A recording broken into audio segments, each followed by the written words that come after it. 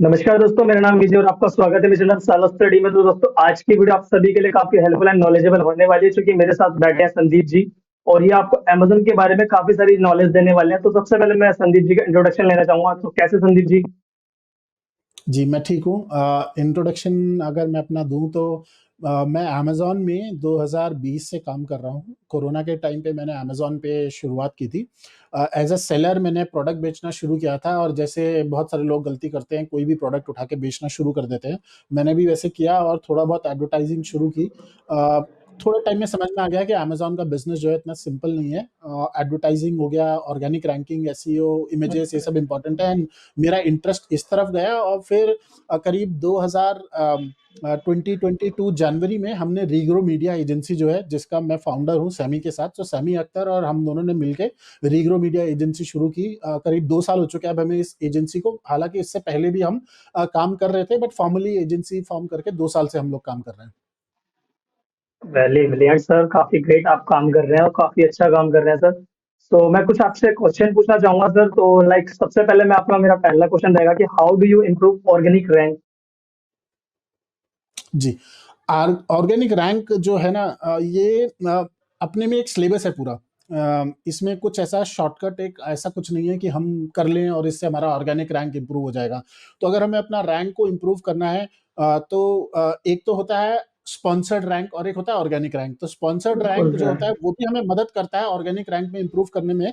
But ये बहुत बड़ा टॉपिक है। मेरे हिसाब से 3-4 चीज़ें बहुत इंपॉर्टेंट हैं जिनको हमें मेजर करना होना चाहिए, जिसमें कि हम रेलेवेंसी को समझे। हम और डिटेल में बात करेंगे, बट अभी ऊपर ऊपर से अगर मैं बताऊं कि रेलेवेंसी बहुत इंपॉर्टेंट है, क्लिक थ्रू रेट बहुत इंपॉर्टेंट होता है, सेल्स ओके। वेलोसिटी बहुत इंपॉर्टेंट होती है और कन्वर्जन रेट बहुत इंपॉर्टेंट होता है। ये कुछ मेट्रिक्स हैं, कुछ नंबर्स हैं, जो डेटा पॉइंट्स हैं, ये बहुत इंपॉर्टेंट होते हैं। इनके हिसाब से डिपेंड करता है कि हम रैंक कैसा करेंगे, हमारी रैंकिंग कैसे होने वाली है।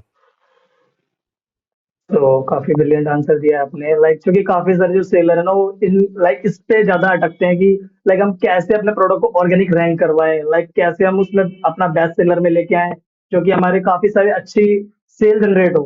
तो काफी सारे लोग चाहते हैं। और देन सेकंड मेरा क्वेश्चन रहेगा कि what is this Amazon algorithm? Amazon algorithm, A9 algorithm जो है वो एक प्रोग्राम है। अमेज़न ने 1998 में अपनी शुरुआत की थी जब बज़र्स ने बुक्स बेचना ऑनलाइन शुरू किया था, और तब से लेके अभी तक 25 सालों में इन्होंने इस प्रोग्राम को इवॉल्व किया है। ये प्रोग्राम इतना स्ट्रॉन्ग हो चुका है कि ये कस्टमर के वेबसाइट पे आने के बाद तुरंत समझ जाता है कि कस्टमर क्या चीज़ें ढूँढ रहा है, और जैसे कस्टमर ढूँढ रहा है तो क्या चांसेस हैं उस कस्टमर के किस खरीदने के। मान लीजिए अगर 50 चीजें हैं तो उन 50 में से कौन सा कस्टमर ज्यादा लाइक्लीहुड है खरीदने के लिए, यहाँ तक ये एस्टिमेट कर लेता है और उस हिसाब से उसकी प्लेसमेंट्स दिखाता है। तो बहुत सिंपल भाषा में कहें, ये जो प्रोडक्ट्स को डिस्प्ले करने का एक तरीका है कि कौन सा प्रोडक्ट किस कस्टमर को पहले दिखाना चाहिए, फिर दूसरा प्रोडक्ट, फिर तीसरा प्रोडक्ट। इस हिसाब से ये एक मैं सीक्वेंस। थोड़ा सा ऐड करना चाहूंगा सर आपके में। अमेज़न समझ जाता है कि सामने वाले के अंदर क्या चल रहा है या क्या माइंड रीडिंग है। वो माइंड रीडिंग कर लेते हैं हम, जो हाँ, मोबाइल क्योंकि के उन्होंने बेस पे जो भी कैप्चर सर्च कर करता रहे है। होते हैं। जी, क्योंकि पूरा कैप्चर करते हैं डेटा। हमें बहुत सारे लोगों को एज़ अ कस्टमर तो पता नहीं होता है कि अमेज़न पे एज़ अ कस्टमर मैं जब जाता हूँ, तो अमेज़न पूरा मेरे को ट्रैक कर रहा है कि मैं कौन से प्रोडक्ट के पेज पे गया हूँ, मैंने वहाँ क्या किया है, मैंने वहाँ बिल्कुल। रिव्यूज़ पढ़े, वहाँ मैंने इमेजेस देखी हैं, फिर उसके बाद मैंने प्रोडक्ट को ऐड टू कार्ट किया या नहीं किया, या मैंने उसे खरीदा कि नहीं किया। तो इस तरीके से हर मूवमेंट को ट्रैक करता है अमेज़न, और वही उसका एल्गोरिथम है। बिल्कुल सर। तो मेनली है कि आप जो भी अमेज़न पे सर्चेस कर रहे हैं, जो भी है अमेज़न आपका जो जितने भी सर्चेस होते हैं, तो सबसे ज्यादा जो भी कस्टमर उस प्रोडक्ट को देख रहा है, तो सबसे ज्यादा कस्टमर को अमेज़न वही दिखाएगा। हाँ, तो अमेज़न ना, जो एल्गोरिथम है वो एक फ्लाईव्हील की तरह काम करता है। उसमें आप एक चीज़ को धक्का दोगे तो दूसरी चीज़ और आगे जाना शुरू हो जाती है, ठीक है? तो एक स्नोबॉल इफ़ेक्ट है बिल्कुल। एल्गोरिथम, जहाँ पे कि अगर मान लीजिए कि मैंने अपना अम, अगर मेरा कन्वर्जन रेट अच्छा है, ठीक है? तो हो सकता है वो कन्वर्जन रेट जो है मेरी सेल्स वेलोसिटी को इम्पैक्ट कर दे। सेल्स वेलोसिटी मेरे ऑर्गेनिक रैंक को इम्पैक्ट कर दे। तो इस तरीके से बहुत सारे फैक्टर्स हैं जो इस एल्गोरिथम में, और जो कि बहुत कॉम्प्लेक्स है, जिसमें हमें घुसना नहीं है एज अ सेलर और एज अ ब्रांड, कि एल्गोरिथम को हम समझने जाएं, जरूरत नहीं है। अमेजोन का खुद का रिसर्च पेपर है पूरा इसके ऊपर, बट हमको बस उसके क्रक्स को समझना है कि कौन सी इंपॉर्टेंट फैक्टर्स हैं जो मुझे स्केल करने में, ग्रो करने में मदद करेंगी, और उन पे फोकस करना है। बिल्कुल सर, बिल्कुल। सो सर लाइक मेरा थर्ड क्वेश्चन है कि what is this Amazon SEO? देखिए एसईओ बहुत सिंपल टर्म्स में अगर हम बोले तो सर्च इंजन ऑप्टिमाइजेशन का फुल फॉर्म है, एसईओ का फुल फॉर्म होता है। हमने सुना है बिल्कुल गूगल सर। एसईओ होता है, वेबसाइट का एसईओ होता है, वैसे ही अमेज़न का एसईओ होता है। एसईओ कहाँ पे होता है? एसईओ वहाँ होता है जहाँ पे कीवर्ड ड्रिवन प्लेटफॉर्म होता है, जो जैसे फॉर एग्जांपल गूगल को अगर आप जाएँगे तो वहाँ कस्टमर आके टाइप करते हैं कुछ, एक सर्च टर्म को डालते हैं। बिल्कुल। तो कस्टम है या वो कीवर्ड्स हैं जो अगर कोई प्लेटफॉर्म जो कीवर्ड ड्रिवन होगा वहाँ एसईओ बहुत इंपॉर्टेंट हो जाएगा। और जहां पे कीवर्ड ड्रिवन प्लेटफॉर्म नहीं होता है वहां एसईओ का इतना रेलेवेंस नहीं होता है। फॉर एग्जांपल फेसबुक हो गया, इंस्टाग्राम हो गया, वो डिस्प्ले यस बेस्ड सर। है। वहां पे आप देखोगे कि कस्टमर जो रहता है वहां जाता है ना तो बहुत कम होता है कभी कोई टाइप करके कुछ ढूंढने की कोशिश करेगा, वरना स्क्रॉल करेगा। तो यूट्यूब हो गया, जैसे यूट्यूब में एसईओ इंपॉर्टेंट होता है क्योंकि वहां कीवर्ड ड्रिवन प्लेटफॉर्म है वो भी। तो जहां भी कीवर्ड ड्रिवन प्लेटफॉर्म है वहां पे एसईओ इंपॉर्टेंट हो जाता है। अब Amazon क्योंकि सिर्फ और सिर्फ कीवर्ड ड्रिवन प्लेटफॉर्म है, तो यहाँ पे एसईओ बहुत ज्यादा इंपॉर्टेंट है। और उसके लिए हमारी जो कीवर्ड रिसर्च वो डिपेंड करेगी कि हम कितना अच्छा हमारा अमेज़न का एसईओ होगा। और एसईओ बहुत इंपॉर्टेंट है। एसईओ को मेजर भी कर सकते हैं आज की डेट में, पहले तो मेजर भी नहीं कर सकते थे, बिल्कुल सर। आज तो मैं कंपेयर कर सकता हूं कि मेरे 5 अगले कंपटीशन में जो प्रोडक्ट्स हैं उनके साथ मेरा एसईओ किस रैंक पे है, मैं कितना अच्छा कर रहा हूं। बिल्कुल सर, बिल्कुल। क्योंकि लाइक आपने बताया कि अमेज़न से अलावा लाइक जैसे सोशल मीडिया और भी है, फेसबुक है, इंस्टाग्राम है, सो लाइक आपने सही बोला वो डिस्प्ले बेस्ड है। लाइक वहाँ पे लोग क्या स्क्रॉल करते रहते हैं। बिल्कुल राइट है सर। तो लाइक हमारे को जी अमेज़न में लाइक अपने प्रोडक्ट को काफ़ी अच्छे से ऑर्गेनिक पे रैंक करना चाहिए। लाइक जैसे आपने बताया कि हर एक चीज़ का एसईओ होता है, लाइक गूगल का एसईओ होता है, ठीक है? और लाइक अपना अगर यूट्यूब पे भी एसईओ होता है, लाइक अगर लोग कितना उस पे कौन से टॉपिक पे कितना सर्च कर रहे हैं। तो लाइक जी। सर आपने काफी ब्रिलियंट आंसर दिया। देन मेरा फोर्थ क्वेश्चन ये है, how do you do keyword research? Like काफी सारे लोग हैं ना कीवर्ड रिसर्च में काफी लाइक समझ नहीं पाते कि उनको क्या कीवर्ड्स डालना चाहिए अपने प्रोडक्ट्स में, क्या ऐड ऑन करना चाहिए। देखिए, जब बिगिनर लेवल पे हम काम करते हैं, जैसे मुझे आज भी याद है जब मैंने शुरू किया था एज़ अ सेलर 2020 में, तो मुझे भी ना कीवर्ड रिसर्च की इतनी नॉलेज नहीं थी। तो मैंने क्या किया था, मैंने अपने कॉम्पिटिशन के 2-4 लिस्टिंग उठाई, उनका टाइटल उठाया, उसको थोड़ा आगे-पीछे करके अपना टाइटल बना लिया। ऐसे ही मैंने बुलेट को आगे-पीछे करके अपने बुलेट्स बना लिए, अपना डिस्क्रिप्शन बना लिया। ओके। तो ये जो तरीका है, ये एक बिगिनर लेवल का तरीका है। बट जो एडवांस लेवल पे जब हम काम करते हैं, तो तब हमें अगर अपना जो कीवर्ड रिसर्च है वो बहुत इंपॉर्टेंट हो जाता है कि मैं कितना डीप डाइव जा रहा हूँ कीवर्ड रिसर्च में। तो हमारी बिल्कुल एजेंसी सर। में रीग्रो मीडिया में जब हम कीवर्ड रिसर्च करते हैं तो हम क्या करते हैं, हम मल्टीपल टूल्स के थ्रू करते हैं। हम सिर्फ एक टूल को यूज नहीं करते हैं और हम इन डेप्थ जाते हैं। तो इसका एक स्ट्रक्चर अगर मैं आपको बता दूं तो सबसे पहले हमको रिवर्स एसियन का टूल चाहिए कोई, जैसे हीलियम 10 से आप रिवर्स एसियन कर सकते हो, डेटा डाइव में आप कर सकते यस। हो, जंगल स्काउट कर सकते हो। तो रिवर्स एसियन चाहिए उसको, वो बहुत इंपॉर्टेंट क्रूशियल एस्पेक्ट है कीवर्ड रिसर्च का, ताकि मैं अपने 5-10 कॉम्पिटिटर को उठाऊं और उनको डालूं उस टूल के अंदर और मुझे उनके सारे कीवर्ड निकाल के दे दे। फिर सेकंड स्टेप प्रोसेस का क्या है कि मैं ब्रांड एनालिटिक्स से डेटा डाउनलोड करूं। ब्रांड एनालिटिक्स में सर्च टर्म्स का डेटा आता है, उसको डाउनलोड करूं, उसमें सर्च बिल्कुल। फ्रीक्वेंसी रैंक आता है। उसको मैं अपने इस कीवर्ड जो मैंने रिवर्स एसियन से निकाला है उसके साथ उसको मर्ज करूं, ताकि मुझे ये पता चल सके कि कोई भी कीवर्ड का सर्च वॉल्यूम कितना है और सर्च फ्रीक्वेंसी रैंक कितना है। ठीक है? तो ये और थर्ड लेवल पे मैं उसको किसी ऐसे टूल पे लेके जा सकूं जहां मुझे कोई एक सब्सटैंशियल रैंकिंग का स्कोर दिखा सके। जैसे डेटा डाइव में तो हम क्या करते हैं कि जब हमने ये डेटा सब रेडी कर लिया, फिर हम उसको डेटा डाइव में देखते हैं और चेक करते हैं कि हमारा रैंकिंग स्कोर कैसा आ रहा है इन कीवर्ड्स की वजह से। तो अगर मैंने कोई टाइटल लिखा तो उस टाइटल में मैं अपने 3 से 5 कुछ हाईली इंपॉर्टेंट रेलेवेंट कीवर्ड्स को यूज करूंगा और टाइटल में डाल के बिल्कुल देखूंगा कि सर। मेरे कंपटीशन के मुकाबले कैसा आ रहा है। तो मेरा कंपटीशन का स्कोर अगर मान लीजिए 1 लाख है उनका एसईओ का टाइटल का, तो क्या मेरा 1.25 लाख 1.5 लाख आ रहा है कि नहीं आ रहा है। तो मुझे अपने आप को बेस्ट करना है। तो हम इतने लेवल तक अपने एसईओ को लेके जाते हैं जहां पे हम डीप डाइव कीवर्ड रिसर्च करते हैं, ब्रांड एनालिटिक्स से उसको कंबाइन करते हैं और फिर डेटा डाइव जैसे टूल पे ले जाके अपने रैंकिंग स्कोर को चेक करते हैं कि हम बाकियों के मुकाबले कितना बेहतर कर रहे हैं। बिल्कुल सर, लाइक क्योंकि काफी सारे लोग ना कीवर्ड्स पे काफी जो ध्यान नहीं दे पाते, जिसकी वजह से उनको सेल नहीं मिल पाती और काफी लोग परेशान रहते हैं अमेज़न पे खासकर। लाइक क्योंकि उनको पता है बुलेट पॉइंट डालने हैं, कीवर्ड डालना है, टाइटल डालना है, डिस्क्रिप्शन डालना है। लाइक ये काफी मोस्ट इंपोर्टेंट होता है हर एक प्रोडक्ट के लिए, जो कि काफी बिल्कुल। सारे ई-कॉमर्स सेलर इन सारी चीजों को गलतियां करते हैं। तो आपने ये ना काफी लाइक फाउंडेशन है। ये फाउंडेशन बिल्कुल है, सर। ये एक बिल्डिंग बनाते हैं जब हम, तो बिल्डिंग बनाने से पहले नीचे खोदते हैं। ज़मीन में खोदा जाता है, तो कीवर्ड रिसर्च हमारी फाउंडेशन है। हमें नीचे खोद के पहले नीचे गहराई में जाना है, ताकि मैं अपनी फाउंडेशंस को बिल्कुल स्ट्रॉन्ग कर सकूँ। तो अगर मैंने कीवर्ड रिसर्च नहीं की होगी ना और मेरे पास मेरी मास्टर कीवर्ड लिस्ट रेडी नहीं है, तो मैं स्ट्रगल करूँगा। चाहे मैं एसईओ हो उसमें स्ट्रगल करूँगा, ऑर्गेनिक विजिबिलिटी में स्ट्रगल करूँगा, एडवर्टाइजिंग में भी स्ट्रगल करूँगा, ओवरऑल बिज़नेस में भी स्ट्रगल करूँगा। तो बहुत ज़रूरी है कि मैं अपनी फाउंडेशंस को सही रखूँ। ऑर्गेनिकली अगर आप परफॉर्मेंस अपनी अच्छा चाहते हैं, तो SEO is something that you can not ignore. आप एसईओ को छोड़ नहीं सकते हैं और आपको फिर टूल्स चाहिए इनको करने के लिए। अगर आपके पास टूल्स का ऑप्शन बिल्कुल। नहीं है, तो फिर आप ब्रांड एनालिटिक्स में से सर्च क्वेरी परफॉर्मेंस के ऊपर जा सकते हैं, वहां से भी आप डेटा निकाल सकते हैं, बट अगेन आपके पास ब्रांड रजिस्ट्री होना चाहिए उसके लिए। तो keyword research is foundation, SEO is foundation for your organic growth.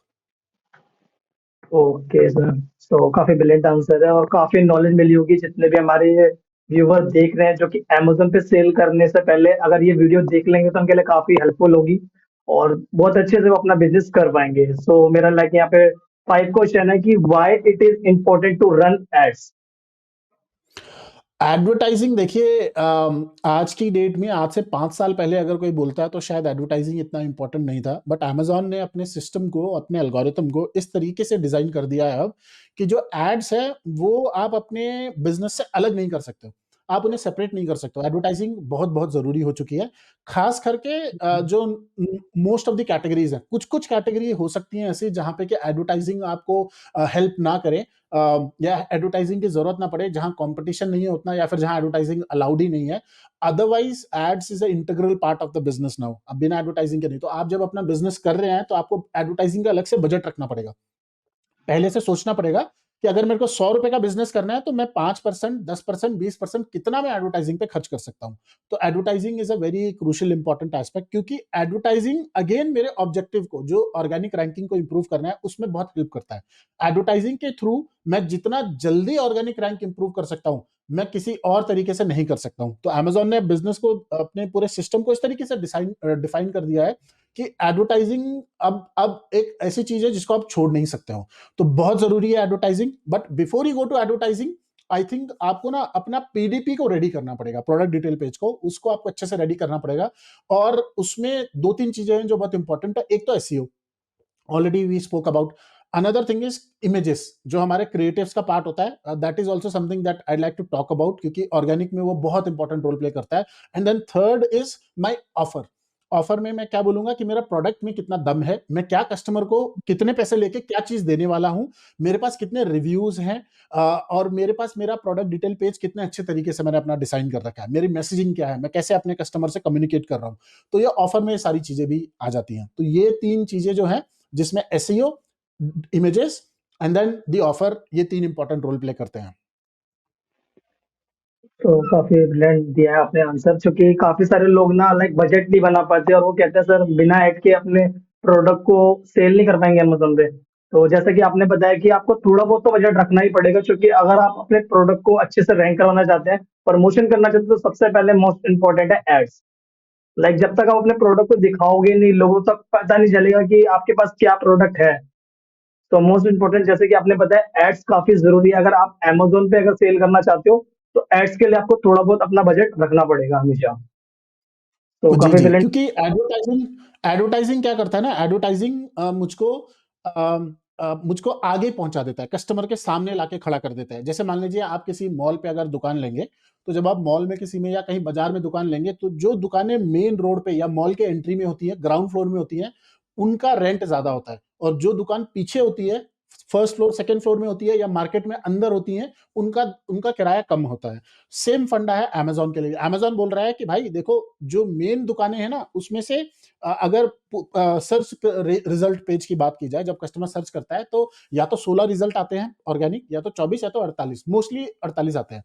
तो 48 ऑर्गेनिक रिजल्ट जो हैं, वो तो 48 दुकानें पहले से ले रखी हैं लोगों ने, बेस्ड ऑन देयर परफॉर्मेंस, जो उनका ऑर्गेनिक रैंक है। अब इसके अलावा अमेजोन ने क्या कर रखा है कि स्पॉन्सर्ड प्रोडक्ट की करीब 12 और विजिट्स के थ्रू 16, 4 और 16 प्लेसमेंट्स दे रखी हैं। स्पॉन्सर्ड ब्रांड के through top of the search video, और नीचे बॉटम में 2-3, 4-5 स्पॉन्सर्ड ब्रांड की प्लेसमेंट होती है, और एक होती है डिस्प्ले की प्लेसमेंट, जो लेफ्ट साइड में आती है।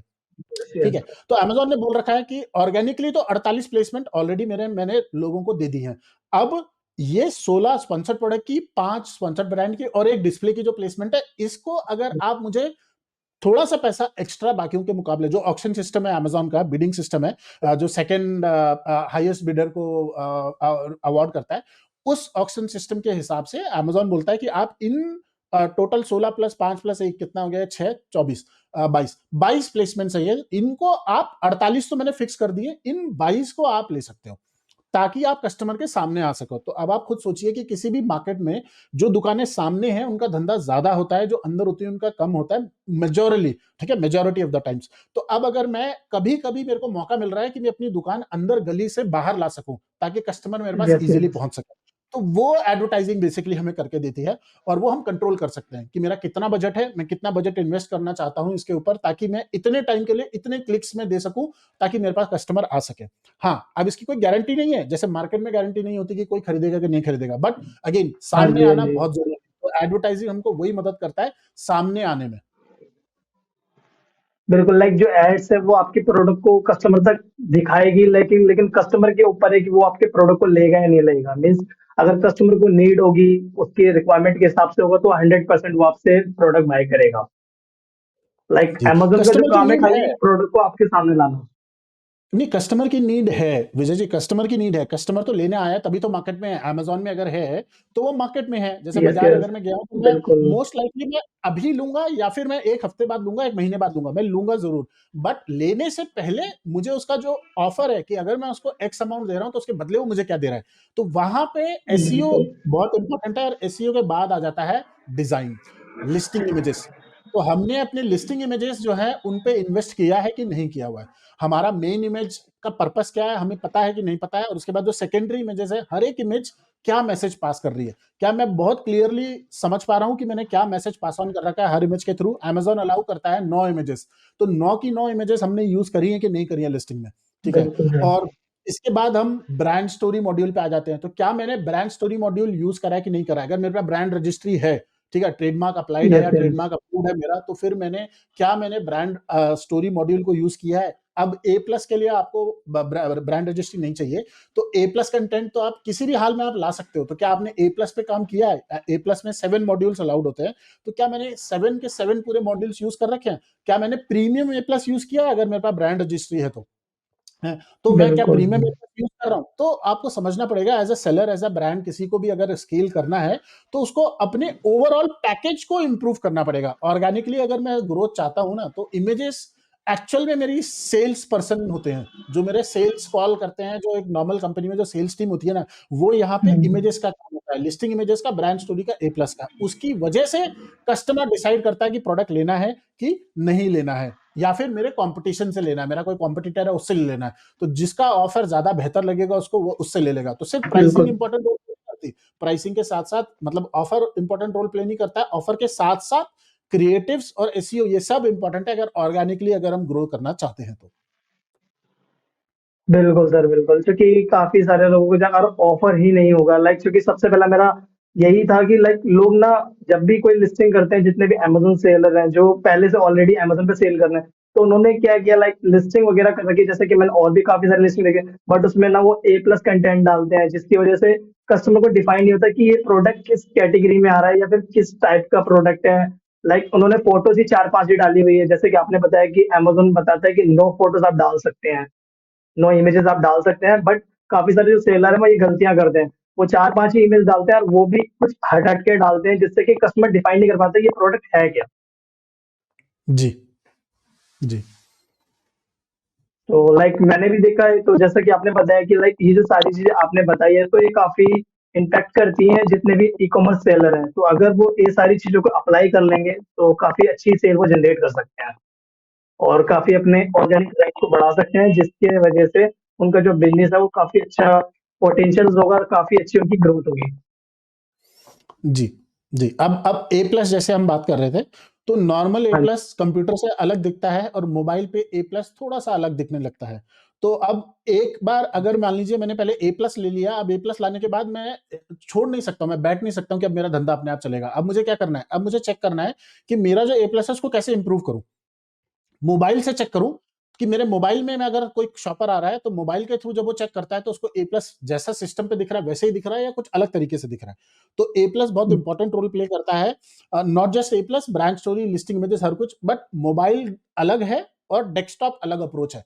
तो before I look towards mobile, first I have to set up desktop. Desktop का सब कुछ सही कर लूं मैं कि पहले डेस्कटॉप से कैसा दिख रहा है, फिर उसके बाद मैं मोबाइल पे जाऊं, या फिर मैं मोबाइल पे अगर पहले फोकस कर रहा हूं तो एक को पकड़ लूं मैं, किसी भी एक को, और उसके बाद दूसरे को इंप्रूव करने के लिए जाऊं। बट जब तक ए प्लस ही नहीं है, ठीक है, ब्रांड स्टोरी मॉड्यूल ही नहीं है, तो फिर मैं सोचूं कि मैं कैसे और स्केल कर सकता हूं। तो बेसिक बेसिक फाउंडेशन है ऑर्गेनिकली इंप्रूव करने के लिए। तो अगर हम क्रिएटिव्स को, SEO touch clear, creatives clear, अब उसके बाद आ जाता है कि बाकी और चीजें क्या मैं इंप्रूव कर सकता हूँ। फुलफिलमेंट बहुत इंपॉर्टेंट रोल प्ले करता है। अगर हम फुलफिलमेंट अपना इंप्रूव कर लेंगे तो हम अपना बिजनेस और अच्छा कर सकते हैं। फुलफिलमेंट मतलब कि कस्टमर को कितना जल्दी मेरा प्रोडक्ट मिलेगा, कितना यस जल्दी, यस सर। हाउ सून हाँ the delivery can happen. Same day delivery है, 2 डे डिलीवरी है, या एक हफ्ते बाद डिलीवरी है, तो ये भी बहुत इंपॉर्टेंट रोल प्ले करता है। कस्टमर ने आज खरीद लिया और उसको आज मिल गया, हो सकता है वो लेगा, खुश होगा। एक हफ्ते बाद उसकी लाइफ में कुछ भी हो सकता है कि वो डिसाइड करे कि अब नहीं चाहिए मुझे, कैंसिल कर दे ऑर्डर, या फिर उसको इतना लेट आ रहा है एज कंपेयर टू दैट कोई और सेलर है जो जल्दी डिलीवर कर देगा, तो वो उससे ऑर्डर प्लेस कर लेगा। तो फुलफिलमेंट भी इंपॉर्टेंट रोल है, but fulfilment again order of priority समझ लीजिए, सबसे पहले SEO, second creatives, third advertising, then fulfilment and other things will come into picture. बिल्कुल सर, बिल्कुल आपने काफी ब्रिलियंट आंसर दिया, क्योंकि काफी सारे लोग लाइक फास्ट डिलीवरी नहीं कर पाते, जिसकी वजह से उनकी ज्यादातर ऑर्डर कैंसिलेशन रेट बढ़ जाता है, और लाइक जो कि उनके सेलर पैनल पर इम्पैक्ट करता है, जिसकी वजह से जो उनकी ऑर्गेनिक रैंक बढ़ रही थी वो डाउन होना स्टार्ट हो जाती है।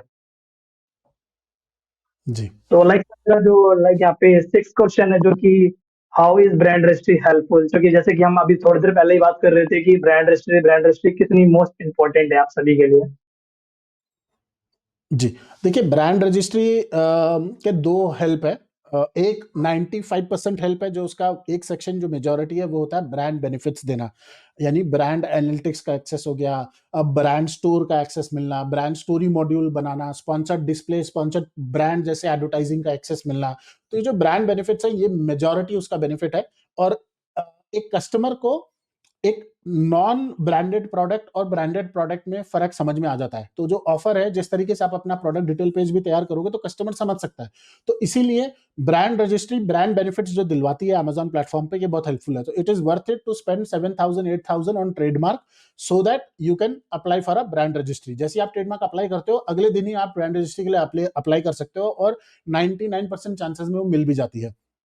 ठीक है, अब आपको ब्रांड रजिस्ट्री मिल गई मान लीजिए, तो आपने अपना ब्रांड बेनिफिट्स को यूज करना है। उसके अलावा थोड़ा बहुत आपको ब्रांड रजिस्ट्री जो है वो हेल्प कर सकती है मैपर्स के इशू में, जब कोई और आपकी लिस्टिंग पे आके बेचे, provided you have a registered trademark, वरना तब तक आपको कोई वो उससे मदद नहीं करेगी। बट ब्रांड रजिस्ट्री करनी चाहिए कि नहीं करनी चाहिए? यस, बिल्कुल करनी चाहिए। ठीक है, तो अगेन एसईओ करना चाहिए 100%, लिस्टिंग इमेजेस पे काम करना चाहिए 100%, इन सब चीजों पे। ठीक है, ब्रांड स्टोरी मॉड्यूल और ए प्लस कंटेंट बिल्कुल करना चाहिए। इसके साथ साथ हमको अपना ब्रांड रजिस्ट्री चाहिए, बिल्कुल चाहिए। तो ये कुछ कुछ इंपॉर्टेंट चीजें हैं, कुछ कुछ ऑप्शनल चीजें हैं, तो उनमें ब्रांड स्टोरी मेरे हिसाब से, ब्रांड रजिस्ट्री मेरे हिसाब से जरूरी मैंडेटरी चीज है। सर जैसे कि आपने अभी बोला कि लाइक लोगों की लिस्टिंग पे ज्यादातर मैपिंग हो जाती है, तो काफी अच्छा मतलब आपने बताया कि ब्रांड रजिस्ट्री उनको करनी चाहिए। लाइक फर्स्ट ऑफ ऑल उनको एक ट्रेडमार्क लेना चाहिए, क्योंकि काफी सारे लोग इतनी मेहनत करते हैं अपने ब्रांड को काफी ऊपर तक ले जाते हैं, देन बाद में उनके हाथ में मिलता क्या है, कुछ भी नहीं, क्योंकि उनकी जो लिस्टिंग है उन पे मैपिंग हो जाती है, जो ऑर्डर उन पे आ रहे थे वो किसी और पे जाने स्टार्ट हो जाते हैं। जी, जी। मैंने तो भी मैं एज़ अ सेलर जब बेचा था, तो मैं भी इससे बहुत स्ट्रगल किया था। मुझे भी बड़ी डिफ़िकल्टी हुई थी, जहाँ पे कि मैं अम प्रोडक्ट जब बेच रहा था, तो बहुत सारे सेलर्स आके मैप कर जाते थे, और मेरा ट्रेडमार्क जो था वो रजिस्टर्ड नहीं था तब तक। तो मैंने भी बहुत स्ट्रगल किया उस टाइम पे, in order to, then we had to find other ways to get rid of those mappers. But फिर भी अगेन कमिंग बैक, इसीलिए मैंने शुरू में बोला कि 95% बेनिफिट जो है वो ब्रांड बेनिफिट्स का है। उनको हमें देखना चाहिए, और उनकी वजह से हमें ब्रांड रजिस्ट्री करनी चाहिए। तो बिल्कुल सर, काफी अच्छा आपने बताया। लाइक जो भी अमेज़न पे सेल कर रहे हैं, जो करने वाला है, उन सभी के लिए काफी वीडियो इम्पोर्टेंट है, और जितने भी लाइक लोग अमेज़न पे सेल कर रहे हैं या फिर करने वाले हैं, उन सभी को ब्रांड लेना बहुत जरूरी है। लाइक एक ब्रांड ट्रेडमार्क करवाएं, देन अपना फिर एक लोगो आप अपने ब्रांड रजिस्ट्री करिए अमेज़न पे, देन उसके बाद अपना बिजनेस स्टार्ट कीजिए, क्योंकि अगर आप अपनी नींव अच्छी रखेंगे तो आपकी बिल्डिंग काफी अच्छी बनेगी। जी, अब जब आप ट्रेडमार्क करें तो एक चीज़ का ध्यान दें कि आप कोशिश करें कि वर्ड मार्क के लिए जाएँ। 2 तरीके के ट्रेडमार्क होते हैं, वर्ड और डिवाइस। वर्ड मार्क के लिए जाएँ। दूसरा, अपना वर्ड मार्क जो आप कर रहे हैं, जिस ब्रांड के नाम से कर रहे हैं, उसको कितना यूनिक आप ढूँढ सकते हैं, उसको देखिए। मेरा जो नाम था वो इतना कॉमन था मेरे ट्रेडमार्क का कि उस पे ऑब्जेक्शन आ गया था। ठीक है? मुझे किसी ने पहले सलाह नहीं दी कि आप यूनिक नाम रखिए, तो मैंने बहुत कॉमन सा नाम रखा, ऑब्जेक्शन आ गया और अ मेरे को उसमें फिर ऑब्जेक्शन के लिए पैसा खर्च करना पड़ा, मुझे वेट करना पड़ा। अभी तक मेरा जो है ट्रेडमार्क अभी तक अप्रूव नहीं हुआ है। बट हाँ, ये है कि अब वो आगे बढ़ चुका है ऑब्जेक्शन रिस्पॉन्ड करने के बाद।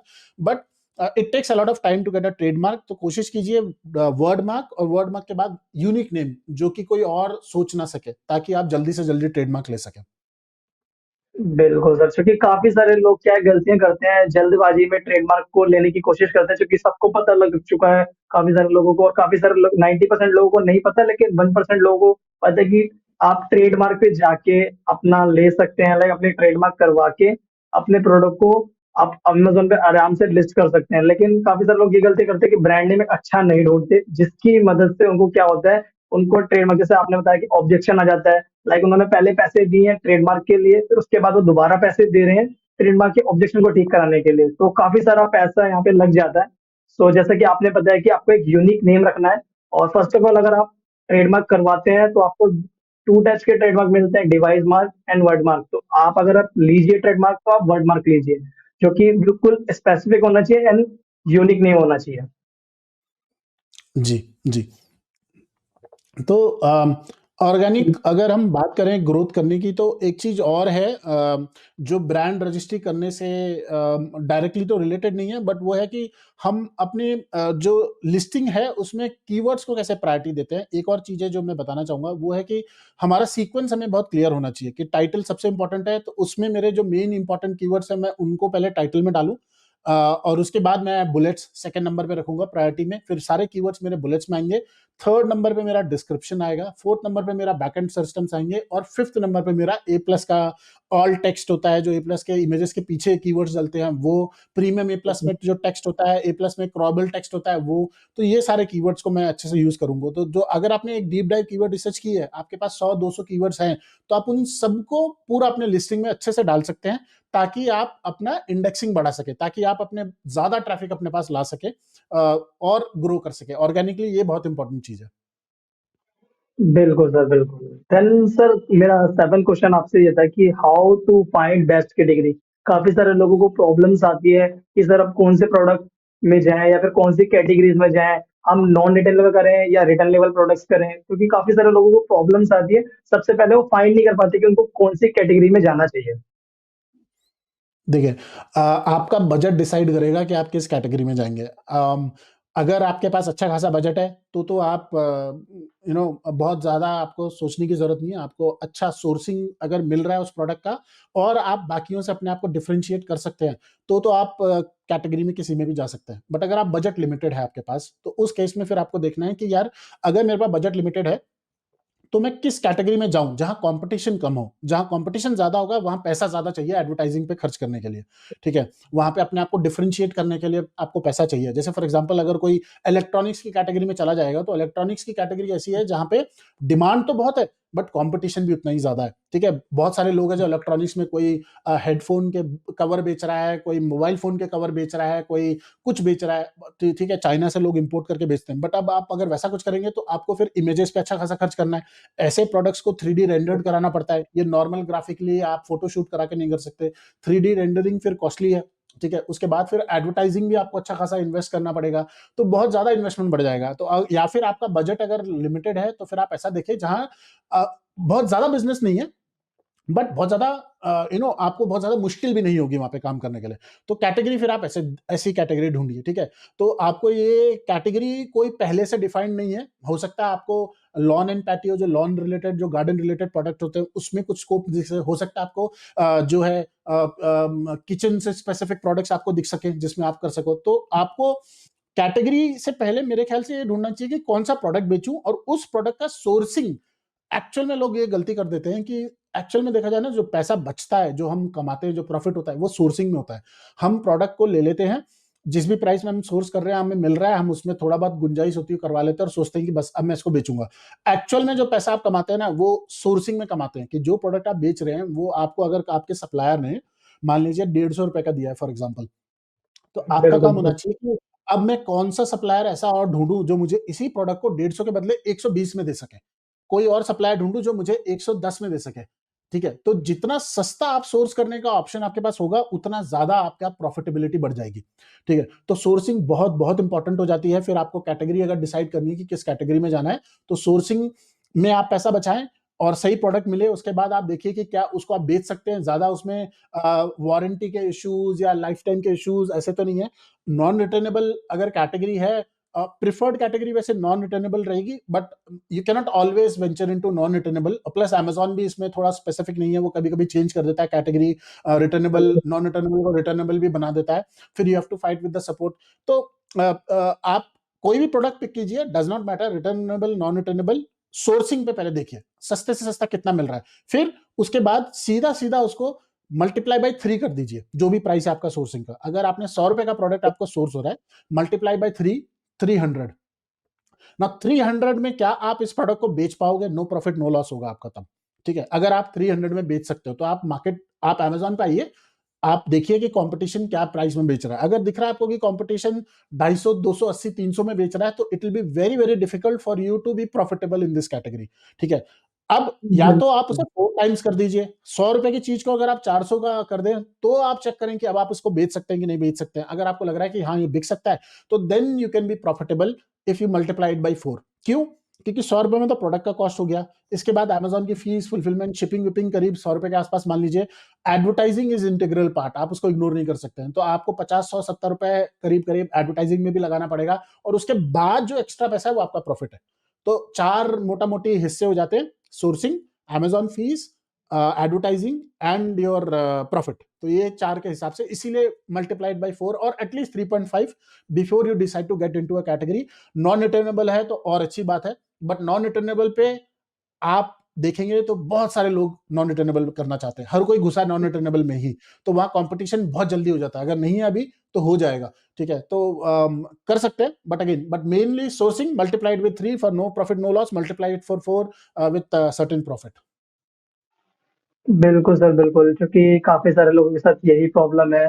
तो सर लाइक जैसे कस्टमर को लाइक सबसे पहले क्या होता है, लाइक एक तो प्रोडक्ट की वर्थ देखनी पड़ती है। लाइक अगर कस्टमर उस प्राइसिंग में उस प्रोडक्ट को बाय कर रहा है, तो लाइक वो उतना वर्थ है या नहीं, या लाइक उसके पास वो प्रोडक्ट कैसा जा रहा है। लाइक वो अगर डैमेज गया तो वो उसको रिटर्न करेगा, चाहे अगर उसको वो यूज मिल रहा है या फिर उसमें कोई भी डिफेक्टिव मिल रहा है या फिर उसको एसेसरीज मिसिंग मिल रही है, तो दैट्स वाई वो उसको रिटर्न करेगा ही करेगा। तो सबसे पहले क्या है, अगर आपके पास कोई भी प्रोडक्ट का ऑर्डर आता है, लाइक उसको 2 क्वांटिटी का आता है, 3 क्वांटिटी का आता है, तो आप उसको अच्छे से अच्छे पैक करके भेजेंगे, तो लाइक आपका जो रिटर्न है ऑब्वियसली कम हो जाएगा, चाहे वो रिटर्न लेवल हो या नॉन रिटर्न लेवल हो। क्योंकि अगर रिटर्न लेवल में भी अगर प्रोडक्ट बाय होता है, तो उसमें एक्सचेंज का ऑप्शन जरूर आता है। जी। तो लाइक आपने बहुत बढ़िया बताया कि अगर आपके पास सोर्सिंग ज्यादा होगी, तो सबसे पहला बेनिफिट तो आपका यही है कि आप वहीं से अपना थोड़ा बहुत प्रॉफिट निकाल लेंगे। देन जितना ज्यादा प्रोडक्ट आपको सस्ता मिलेगा, उतना ही ज्यादा आप कस्टमर को सस्ता प्रोवाइड करवा पाएंगे। जी। तो सर लाइक अभी मेरा लाइक यहाँ पे लाइक काफी सारे लोगों का क्वेश्चंस है, जो कि मैंने आपके लिए वाला क्वेश्चन रेडी किया था, जो कि how to much investment in required to sell on e commerce platform. Like काफी सारे लोगों का ना इन्वेस्टमेंट इतना ज्यादा नहीं होता, और वो कहते हैं सर हमारे पास लाइक प्रोडक्ट खरीदने के इतने पैसे नहीं है, या फिर हमारे पास लैपटॉप लेने के लिए पैसा नहीं है। लाइक हम कैसे एक प्रिंटर लेके या फिर एक लैपटॉप लेके अपना बिजनेस स्टार्ट कर सकते हैं? देखिए, इन्वेस्टमेंट की तो कोई लिमिट नहीं है। आपको पैसा चाहिए, आपको एक अच्छा कंप्यूटर चाहिए, और अगर आप फुलफिलमेंट खुद कर रहे हो तो आपको प्रिंटर भी चाहिए, फिर पैकेजिंग मटेरियल का भी खर्चा है, प्रोडक्ट का भी बिल्कुल। खर्चा है। तो अगर बिजनेस करना है तो आप कैपिटल को अरेंज करना पड़ेगा आपको। मे बी आप आज रेडी नहीं है, कल रेडी हो जाएंगे। तो जब तक आप रेडी नहीं है तब तक जल्दी में ना करें, जल्दी शुरुआत ना करें, बट आप पैसा लेके रहें। एक प्रोडक्ट को लॉन्च करने के लिए मेरे हिसाब से हमें provided I have a laptop and a printer, मैं ₹1,00,000 का बजट अपना मान के चलूँ। करने को तो आप 10,000 से भी कर सकते हो, 30,000 से भी कर सकते हो, 50,000 से भी कर सकते हो। बट आपको ये देखना है कि बिल्कुल पहला इन्वेंट्री खत्म होने के बाद आपको दोबारा रीऑर्डर करना पड़ता है इन्वेंट्री, और शुरुआत में हम नॉन प्रॉफिटेबल रहते हैं, तो वो एक तरीके से पैसा हमको वापस मिलता नहीं है, क्योंकि हम शुरू में बहुत ज़्यादा एग्रेसिव होते हैं अपने लॉन्च पे, अपने एडवर्टाइजिंग में। तो इसीलिए कम से कम ₹1,00,000 का बजट आप मान के चलिए कि आपके पास हो, आप एक प्रोडक्ट के लिए करने के लिए, प्रोवाइडेड लैपटॉप और प्रिंटर है, या फिर आप फुलफिलमेंट अमेज़न से करा रहे हो तो प्रिंटर की ज़रूरत नहीं है। उससे कम में आपका बिल्कुल रिस्क है, आप कर पाएँगे, नहीं कर पाएँगे, फिर कैश फ्लो का इश्यू आएगा। किसी भी बिज़नेस में ऑपरेट करने के लिए कैश फ्लो बहुत इंपॉर्टेंट है। तो इसीलिए 1,00,000 तो बेयर मिनिमम मेरे हिसाब से होना चाहिए फॉर यू टू बिगिन। अगर आज नहीं है, वेट कीजिए, 6 महीने बाद शुरू कीजिए, जल्दी में मत रहिए। लाइक क्योंकि काफी सारे लोगों का क्वेश्चन था कि सर हमारे पास 10,000 रुपए हैं या सर हमारे पास 50,000 रुपए तो हम बिजनेस स्टार्ट कर सकते हैं। तो लाइक आपने जितना बढ़िया आंसर दिया, क्योंकि काफी सारे लोगों की यही क्वेरी रहती है। तो लाइक व्यूअर आप देख सकते हैं कि अगर आपके पास 1 लाख रुपीज है तो आप धीरे धीरे अपने बिजनेस को स्टार्ट कर सकते हैं। और लाइक आप सारा पैसा अपना पैसा इन ई कॉमर्स के प्लेटफॉर्म पे कर सकते हैं, लेकिन स्टेप बाय स्टेप। लाइक आपने एक लैपटॉप ले लेना है, एक प्रिंटर ले लेना है, एक वाईफाई लगा के और अपना जीएसटी नंबर लेके बिजनेस स्टार्ट कर देना है। देन कुछ प्रोडक्ट की सोर्सिंग रखनी है, देन उसके बाद अपने प्रोडक्ट को अगर आप डालेंगे, देन धीरे धीरे आपकी सेल होनी स्टार्ट होगी। क्योंकि जैसा कि संदीप जी ने बताया कि स्टार्टिंग में आपको नो प्रॉफिट नो लॉस पे गेम खेलना होता है। क्योंकि जो भी आप पैसा लगाएंगे वो आपके पास वापस स्टार्टिंग में नहीं आएगा। क्यों नहीं आएगा सर? क्योंकि उसमें आपको जो प्रोडक्ट है, आप एड्स में लगाएंगे पैसा, क्योंकि स्टार्टिंग में सबसे पहले कोई भी बिजनेस हो तो आपको लगाना ही पड़ता है। लाइक रिटर्न उसका आपको बाद में मिलता है, 2 साल 3 साल 4 साल बाद, लेकिन आपको इन्वेस्टमेंट अगर आप करेंगे तो। जी, मतलब ऐसा कोई ज़रूरी नहीं है कि हमारा पैसा वापस नहीं आएगा। इट्स जस्ट दैट कि हमको ढूँढना है सही प्रोडक्ट, सही कैटेगरी, सही competition, and based on that we can decide कि हम कहाँ ले जा सकते हैं। कई ऐसे कैटेगरी, कई ऐसे क्लाइंट होते हैं, कई ऐसे सेलर्स होते हैं जो पहले प्रोडक्ट से ही प्रॉफिटेबल रहते हैं। बट अगेन आपको वर्स्ट केस सिनेरियो और बेस्ट केस सिनेरियो सब लेके चलना है, और उस हिसाब से मैंने आपको कहा है कि 1 लाख का बजट आप अपना बना के चलें एक प्रोडक्ट के लिए, and take it from there. बिल्कुल सर, बिल्कुल। सो लाइक सर मेरा 9 क्वेश्चन ये था कि how to become successful seller. क्योंकि काफी सारे सेलर लाइक अच्छी खासी सेल भी कर रहे होते हैं, बट वो कहते हैं सर मतलब how to become successful seller, कि हम इतने सक्सेसफुल सेलर कैसे बने और क्या करें जिससे कि हमारा जो ऑर्गेनिक जो भी सेल है और बढ़े। सही प्रोडक्ट ढूँढना, सही प्रोडक्ट को सही टाइम पे लॉन्च करना, एसईओ को समझना, इमेजेस पे इन्वेस्ट करना, वन टाइम इन्वेस्टमेंट है बट इमेजेस पे इन्वेस्ट करना, ए प्लस में इन्वेस्ट करना, ब्रांड स्टोरी में इन्वेस्ट करना, और एडवर्टाइजिंग अच्छे से करना, एडवर्टाइजिंग सीखना। अब सब कुछ एक आदमी सीख सकता है, बट बहुत टाइम भी चाहिए, या फिर आप किसी और से करा सकें, कोई स्किल्ड हो जिसको आप पे कर सके और वो आपके लिए कर सके। तो बट ये इसके ना इस पूरे पाई के बहुत सारे हिस्से हैं।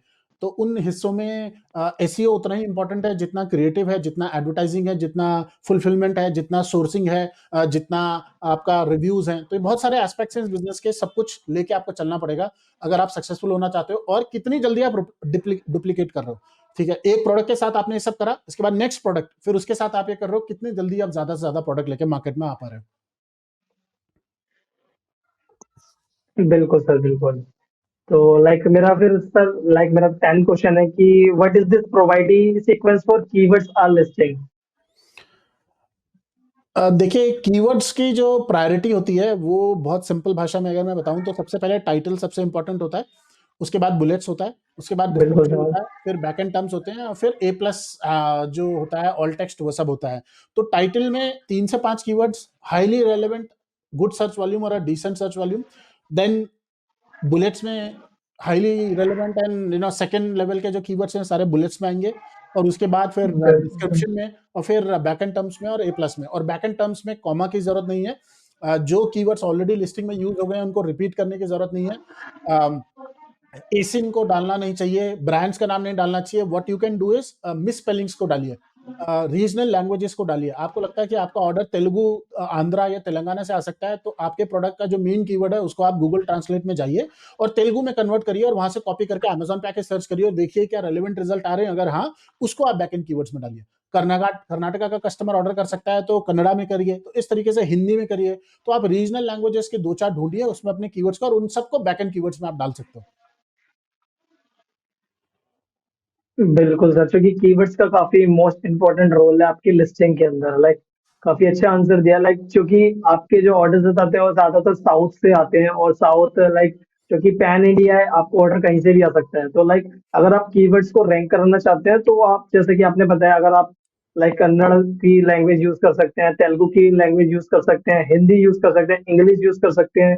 लाइक जहाँ की जो लैंग्वेजेस अगर आप थोड़ी थोड़ी यूज करेंगे, लाइक उसके बाद देख पाएंगे कि आपको क्या रिजल्ट आ रहा है।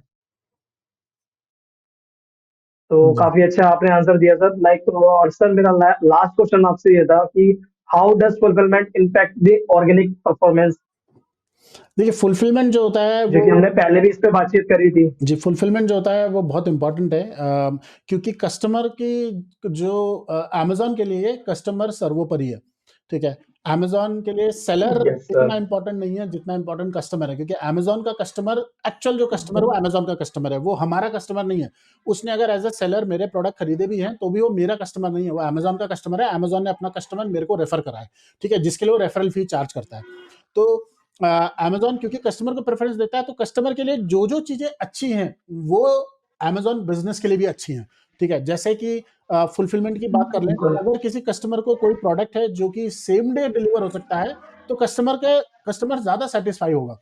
बट एज़ कंपेयर टू जो प्रोडक्ट हफ्ते बाद डिलीवर होगा, बिल्कुल। ठीक है? तो फुलफिलमेंट हमें हेल्प यही करता है कि अगर मैं मल्टी स्टेट फुलफिलमेंट अपना ऑप्शन ले लेता हूँ, जहाँ पे मेरा वेयरहाउस अमेज़न का हो या खुद का वेयरहाउस अगर अलग-अलग स्टेट में हो जाए, तो मैं ऑर्डर्स जल्दी प्लेस करवा सकता हूँ। अमेज़न से अगर मेरे पास मान लीजिए दिल्ली में है, गुजरात में है, मुंबई में है, बैंगलोर में है, इस तरीके से अगर मैं मल्टीपल रीजन्स कोलकाता में अगर मैं वेयरहाउस ले लूँ, तो मैं कस्टमर जो नियरेस्ट वाला होगा ना, वो वाला उसको ऑर्डर डिलीवर हो जाएगा। तो उसको जल्दी प्रोडक्ट मिल जाएगा, और अगर जल्दी मिलेगा तो कस्टमर खुश तो अमेज़न खुश तो सेलर खुश। बिल्कुल सर, बिल्कुल।